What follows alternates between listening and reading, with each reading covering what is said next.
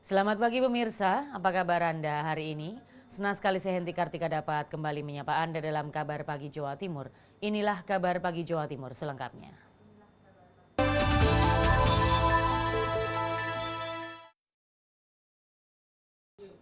Lantaran nasibnya digantung selama 4 tahun, ratusan buruh outsourcing PT Petrokimia Gresik berunjuk rasa dengan memblokade jalan utama menuju pabrik. Polisi bersenjata lengkap disiagakan mengantisipasi aksi anarkis massa.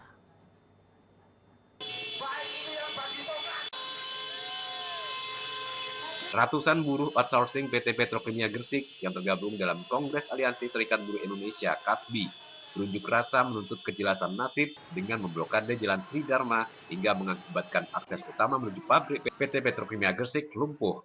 Polisi bersenjata lengkap disiagakan untuk mencegah aksi anarkisme massa buruh. Massa buruh menuntut manajemen PT Petrokimia Gresik segera mempekerjakan kembali 183 buruh outsourcing yang sebelumnya nasibnya digantung hingga 4 tahun tanpa diberikan upah. Agus Budiono, kolab aksi, menyatakan buruh berhak menuntut dipekerjakan lagi di pabrik PT Petrokimia Gresik lantaran selama 4 tahun digantung perusahaan tidak melakukan PHK. Anehnya, jam sostek buruh masih dibayar pihak perusahaan. Yang di PHK adalah 183. Maaf, itu tidak di PHK. Status kawan-kawan sampai hari gantung. Kawan-kawan sampai hari ini 4 tahun nasibnya masih digantung. Tidak di PHK. Tidak mengundurkan diri. Dibayar apa enggak itu? Tidak dibayar sama sekali. Tapi jam sostek kawan-kawan masih dibayar. Ini membuktikan bahwa kawan-kawan sampai hari ini sah menjadi karyawan perusahaan masing-masing. Selanjutnya, ratusan buruh menggelar long march menuju kantor Bupati Gresik. Buruh mengancam akan kembali berunjuk rasa ke pabrik PT Petrokimia Gresik jika tuntutan mereka tak dipenuhi. Dari Gresik, Muhammad Habib, TV1 mengabarkan. Eksekusi sebuah kios di Kelenteng Kwan Singbio Tuban diwarnai kericuhan. Pemohon eksekusi bersih tegang dengan termohon karena termohon hanya memindahkan barang dagangannya di depan objek tereksekusi.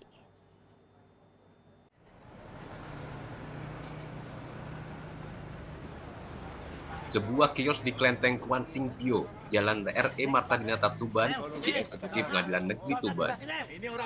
Eksekusi dilakukan setelah pemohon memenangkan gugatan atap kios dengan ukuran 2 x 9 meter. Proses eksekusi dengan kawalan ratusan petugas kepolisian dan TNI tidak berjalan mulus. Pihak keluarga tergugat Pondo Wahono, warga Kelurahan Perbon, Tuban, masih tegang dengan pengurus Kelenteng Kwan Singbio yang memenangkan gugatan. Kedua belah pihak terlibat adu mulut dan hampir terjadi adu jotos.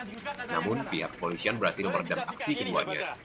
Ketegangan terjadi lantaran pihak keluarga tergugat menempatkan seluruh barang dagangannya di depan kios yang menjadi objek sengketa. Meski Pengadilan Negeri Tuban berulang kali meminta tergugat untuk memindahkan barang dagangannya ke objek netral, mereka tetap tidak memindahkannya.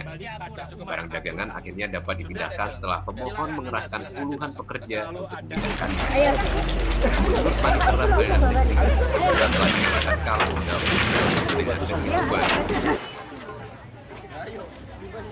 Ini atas perintah Ketua Pengadilan untuk karena ada permohonan eksekusi di Anmaneng, terus ini dilakukan eksekusi. Masalah kepengurusan saya ini juga tidak anu, Pak. Atas eksekusi ini, pihak keluarga tergugat akan menempuh jalur hukum. Dari Tuban, Hartono, TV1 mengabarkan.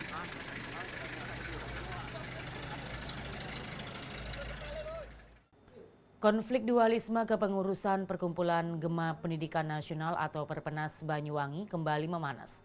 Puluhan massa yang tak dikenal mengepung kampus Universitas 17 Agustus 1945 Banyuwangi.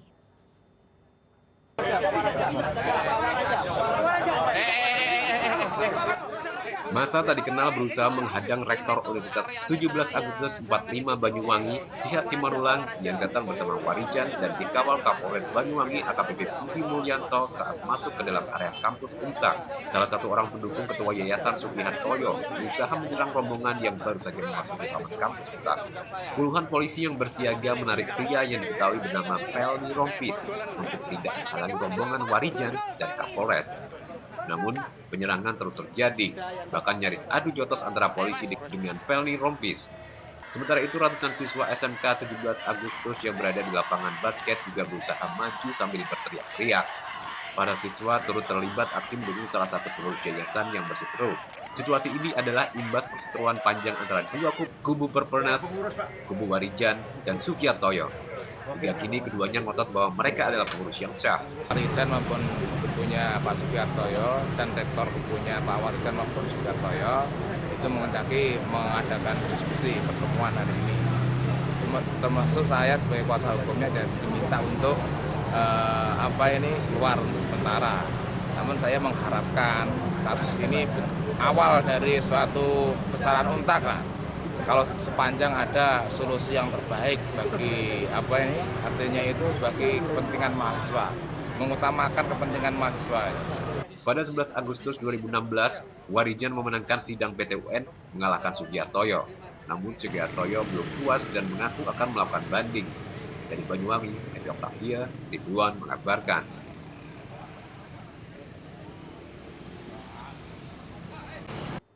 Seorang warga Trenggalek yang dinyatakan hilang 7 hari lalu akhirnya ditemukan tewas di lereng gunung kawasan hutan Kampak. Kabar tersebut kami rangkum dalam Kilas Jatim berikut ini.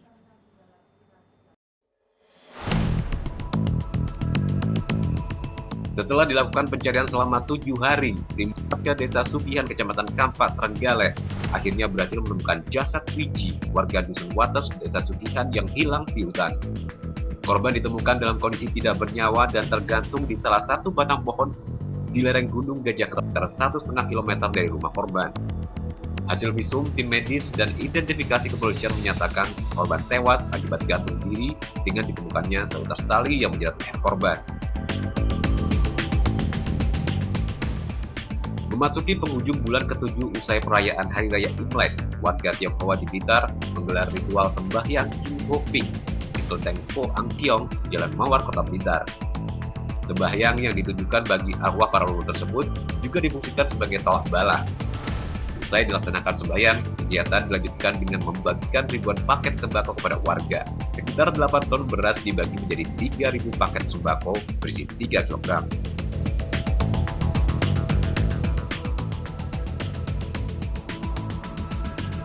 Untuk menyiapkan ketahanan pangan di perkotaan, Wali Kota Surabaya Tri Risma hari ini memanen padi yang ditanam di atas kanopi pintu utama Balai Kota Surabaya. Keberhasilan eksperimen Wali Kota Surabaya bercocok tanam di lahan sempit di perkotaan itu dimaksudkan untuk memberi contoh warga Kota Surabaya agar mampu berdaya dalam hal pangan. Untuk menanam padi jenis membrano di Balai Kota ini, Risma menyediakan lahan berbentuk kolam dengan ukuran 2,5 x 3 meter. Untuk uji coba pertama, Wali Kota Surabaya menanam di 2 kotak dengan media tanam seperti menanam padi pada umumnya, yakni tanah dan ketersediaan air yang cukup. Liga Santri Nusantara mulai digelar. Sedikitnya 23.000 pondok pesantren se-Indonesia akan mengikuti kompetisi sepak bola U17. Sementara itu, Menpora Imam Nahrawi berharap Liga Santri Nusantara ini mampu memberikan bibit atlet sepak bola baru untuk bangsa Indonesia. Usai membuka Liga Santri Nusantara Region 1 Jatim di Stadion Baktoro Katong, Ponorogo, Imam Nahrawi yakin jika seorang santri yang masih mondok di pondok pesantren memiliki kemampuan dan kesempatan besar, namun selama ini masih belum terpikirkan oleh tim pencari bakat sepak bola. Tim TV One mengabarkan.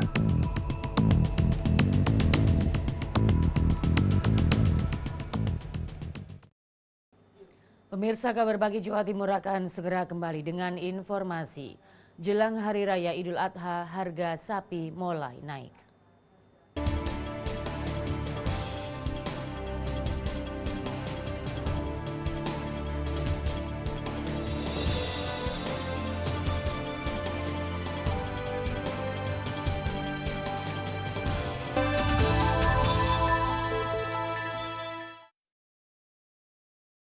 Inilah ruang di mana kami menyajikan berbagai fenomena dan peristiwa aktual. Pengadilan Tindak Pidana Korupsi kembali menggelar sidang kasus suap Hakim PT UN Medan dengan terdakwa Ose Kaligis. Ruang kita, TV One memang beda. Inilah program kriminal yang layak Anda telusur, menelusuri kasus lebih dalam, menyingkap tabir, menguak peristiwa dengan kamera tersembunyi. Buka mata, lihat sekitar Anda. TV One memang beda, menelusuri beragam kasus kriminal di sekitar Anda.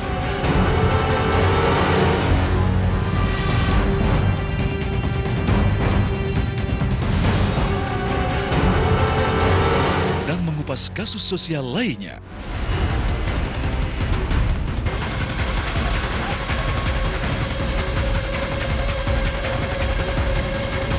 Saksikan dalam program Telusur. TV One memang beda.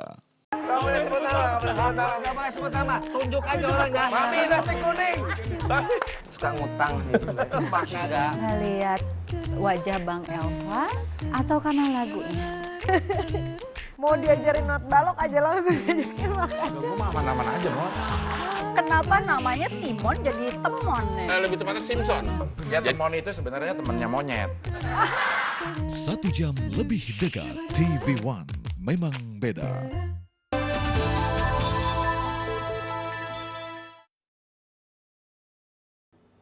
Terima kasih Anda masih bersama kami. Diduga terlibat perselisihan antar kelompok, seorang anak pang di Ngawi nekat membacok 3 temannya. Kabar tersebut kami rangkum dalam Kilas Kriminal berikut ini.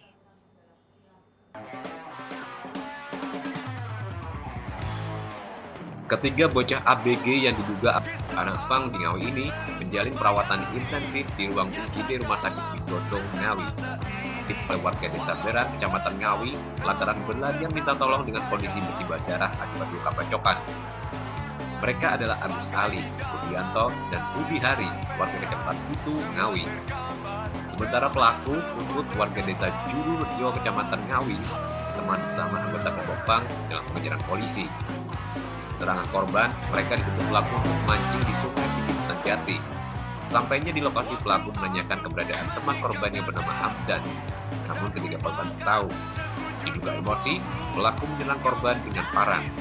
2 korban mengalami luka bacokan di tangan dan kepala, sementara 1 lainnya kritis akibat kehabisan darah.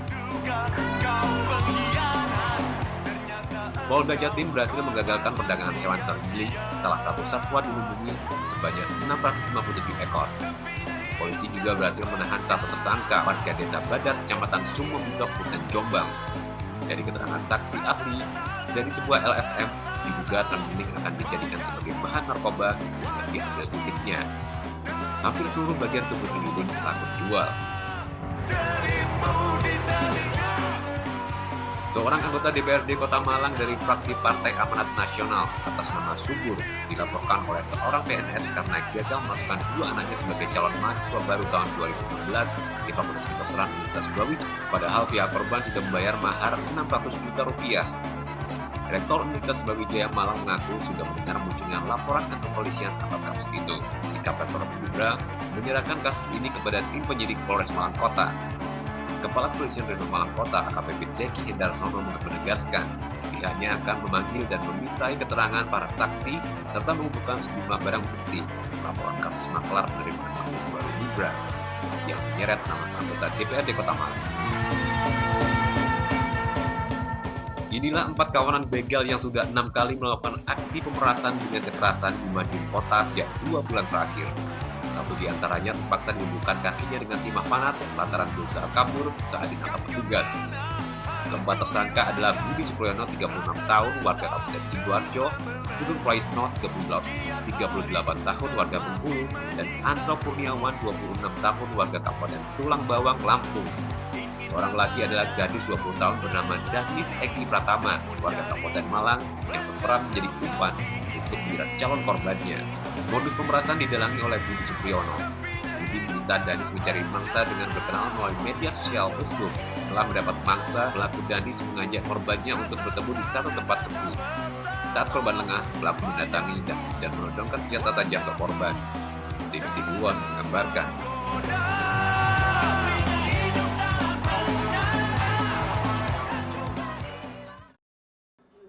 Jaringan pengguna sabu-sabu di kalangan atlet berhasil dibongkar Satreskoba Polrestabes Surabaya. Sementara di Malang, Satnarkoba Polres Batu juga menangkap 5 pengguna sabu-sabu yang merupakan residivis.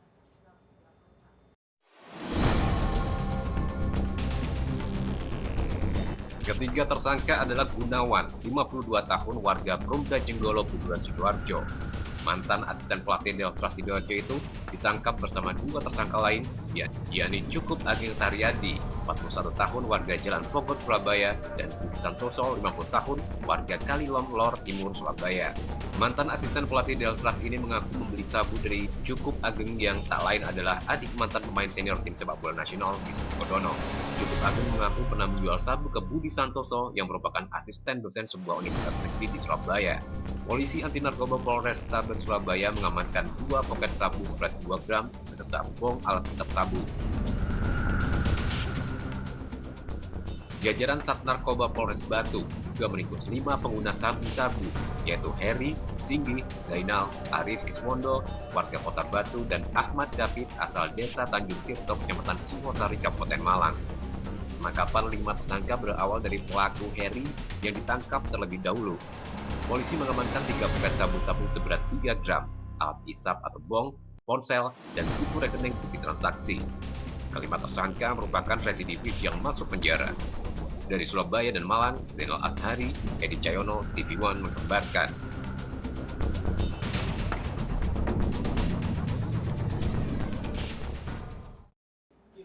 Meski pihak Dinas Kependudukan dan Pencatatan Sipil akan menambah jam kerja, namun antrian panjang pembuatan IKTP masih terjadi di Probolinggo. Warga mengeluh dan kecewa karena harus menunggu hingga berjam-jam.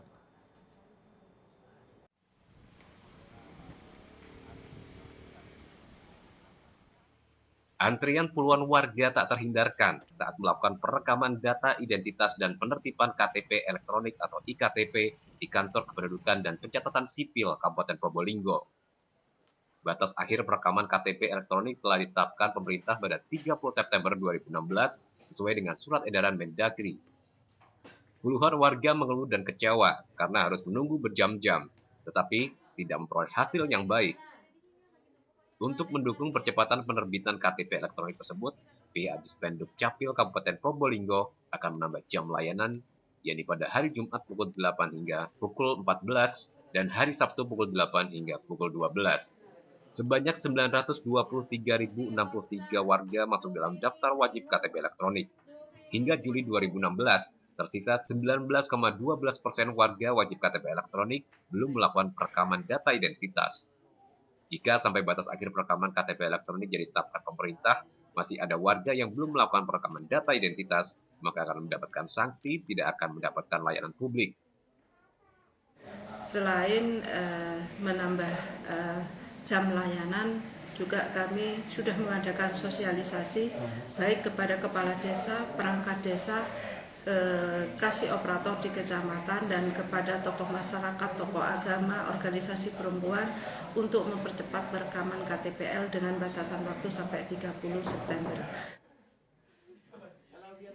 Diharapkan kepada pihak Dispenduk Capil segera meningkatkan pelayanan kepada masyarakat. Dari Probolinggo, Syawan Kamahina, TV One mengabarkan.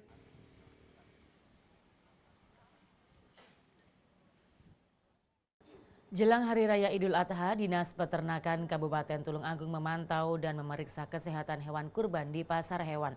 Sementara di Jombang dan Bali, permintaan sapi mulai meningkat.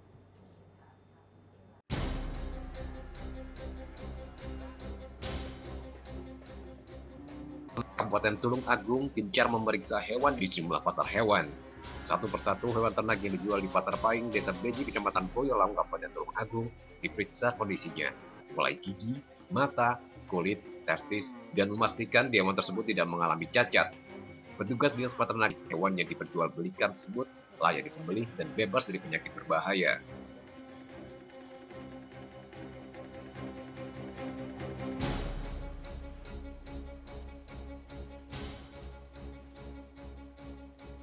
Itu jelang Hari Raya Kurban, harga hewan di Jombang mulai naik. Kenaikan harga sapi mencapai 2 juta rupiah. Sejumlah peternak sapi di Desa Sumbermulyo, Kota Jombang, sejak 2 pekan terakhir mulai bersiap karena permintaan sapi meningkat. Peternak mulai banyak didatangi para pedagang dari Surabaya, Malang, dan Jakarta. Sapi ukuran sedang yang sebelumnya seharga 17,5 juta rupiah, kini naik menjadi 19 juta rupiah. Sapi kategori besar dari 30 juta naik menjadi 32 juta rupiah.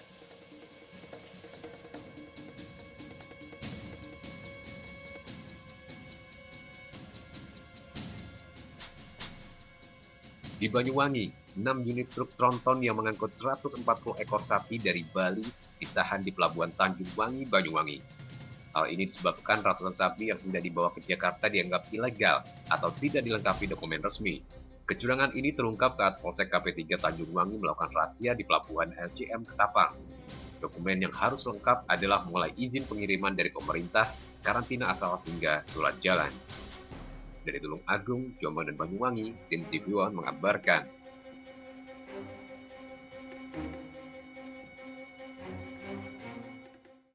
Kabar Bahagia Jawa Timur akan segera kembali dengan informasi. Seorang mahasiswi di Probolinggo ciptakan busana unik dari bahan biji kopi dan ampas kopi.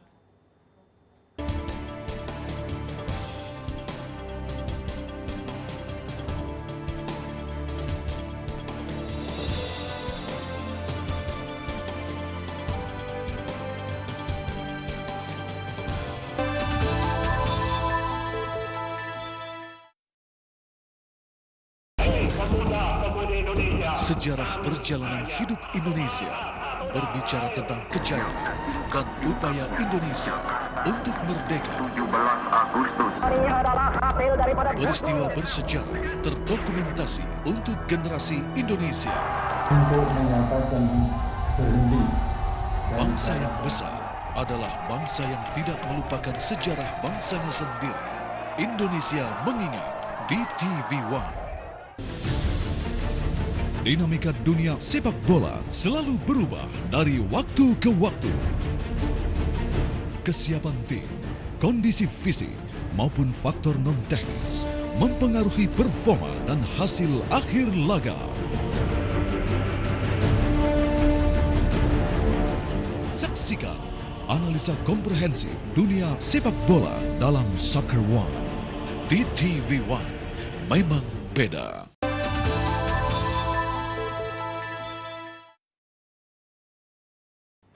Meski perayaan HUT RI sudah usai, namun sejumlah masyarakat di Jombang masih menggelar berbagai lomba. Salah satunya lomba sepak bola terong yang mengundang gelak tawa dan tepuk tangan penonton.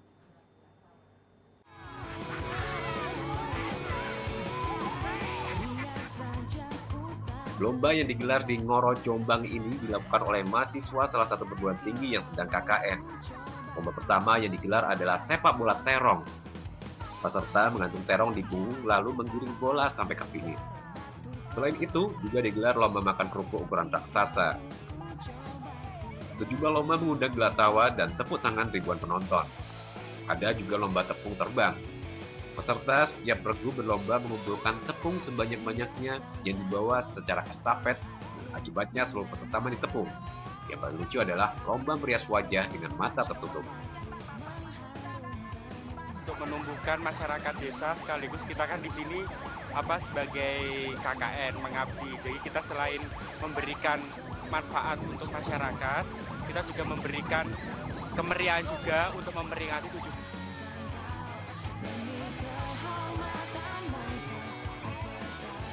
Selain memeriahkan Hari Kemerdekaan RI ke-71, perlombaan ini juga dalam upaya mendekatkan hubungan antara mahasiswa dengan masyarakat.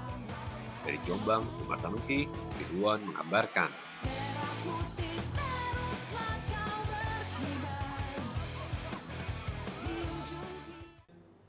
Seorang mahasiswi di Probolinggo berhasil menciptakan busana unik terkesan mahal dari bahan biji kopi dan ampas kopi. Hasil ciptaannya dilirik oleh sejumlah model karena unik dan langka.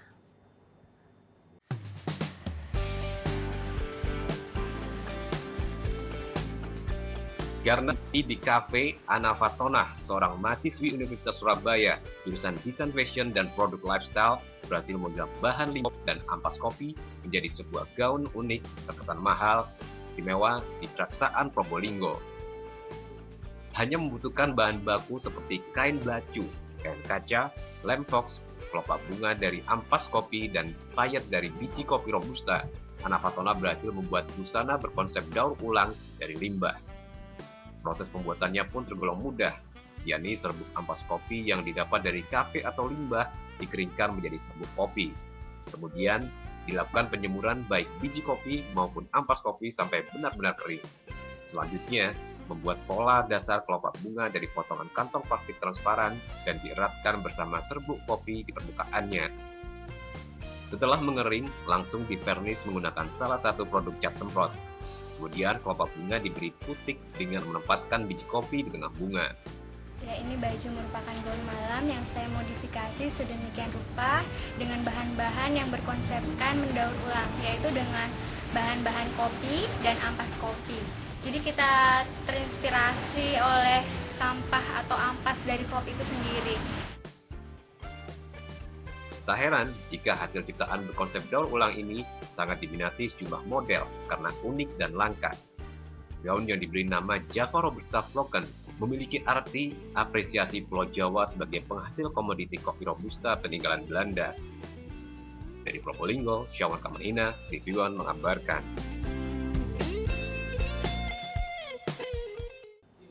Pemirsa, kabar tadi sekaligus menjadi penutup kabar pagi Jawa Timur untuk hari ini. Mewakili kru yang bertugas, saya Henti Kartika mohon undur diri. Selamat berakhir pekan. Sampai jumpa.